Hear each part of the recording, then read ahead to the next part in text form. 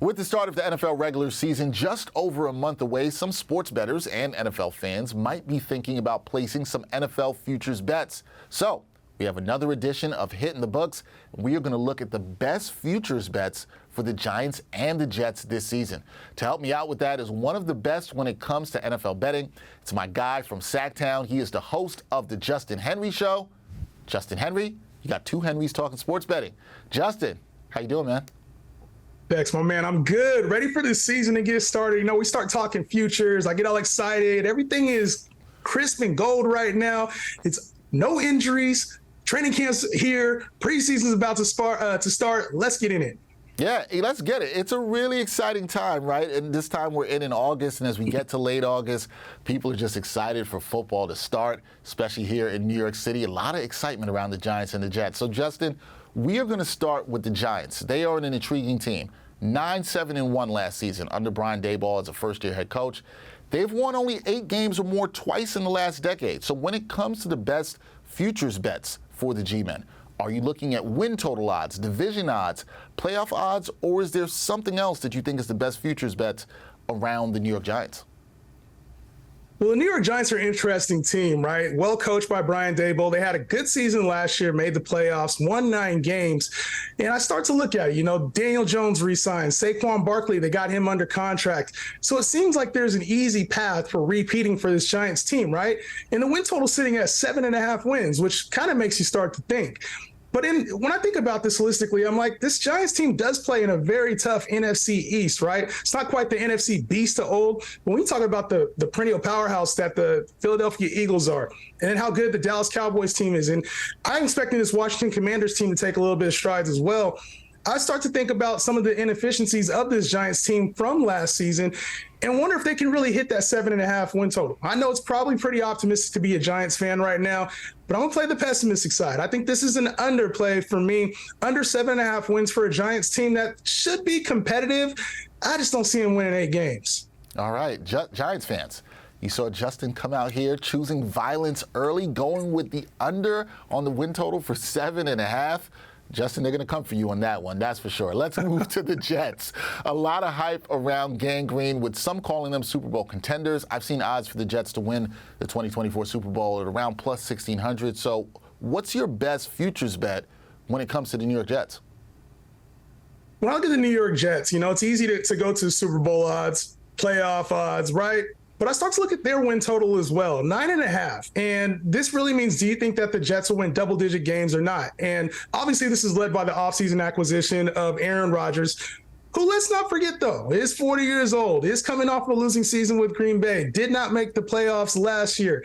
I get it. There's a lot to love with Aaron Rodgers and his weapons, especially since this team had no quarterback play last year and was very effective, almost made the playoffs. So I look at it as an enhancement, but not a secure thing. I think this team has one of the most difficult schedules in the league. When you look at the AFC East, the Bills, the Dolphins, who are perennial offenses and also have good defenses, the New England Patriots, who always hover around 500.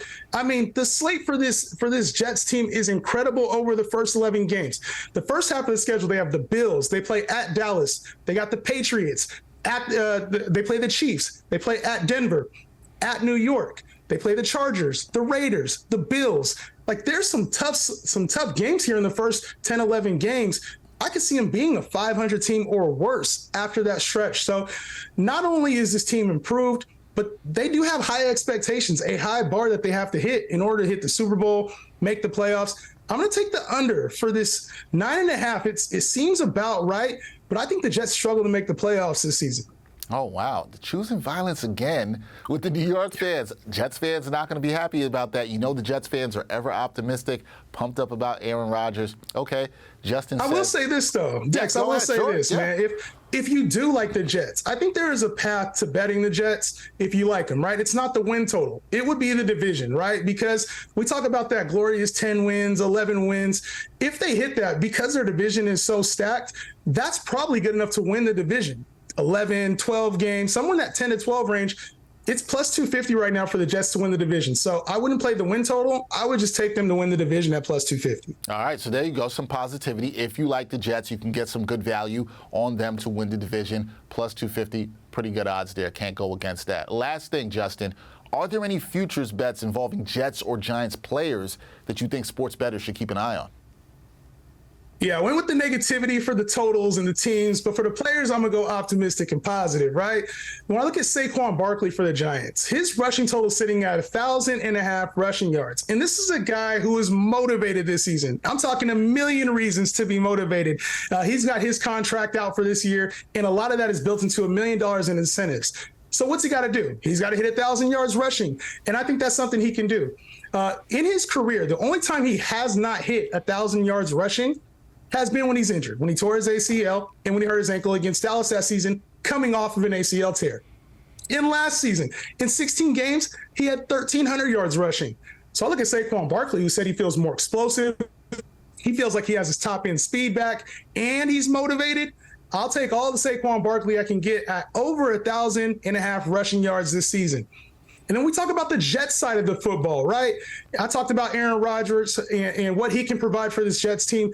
But Garrett Wilson is the guy that he's been talking up. He said he reminds him of another 17, right? Another 17 he used to play with in Green Bay. We all know who that is. And when it comes to Aaron Rodgers, this total is sitting at 7.5 touchdowns for Garrett Wilson. I think he's going to be force-feeding Garrett Wilson in the red zone. Devontae Adams, in his time with Green Bay since 2016, only had one season where he didn't get double-digit touchdowns. And that's a season where he only played 12 games. Garrett Wilson, coming off a season with Zach Wilson, Mike White, Flacco, had 4 touchdowns last year. This connection's been special. This Rodgers-Wilson connection, it's been special during this offseason. I think it sticks. Over 7.5 touchdowns for Garrett Wilson this year. All right, there you go, New York football fans. Some positivity when it comes to the players' futures.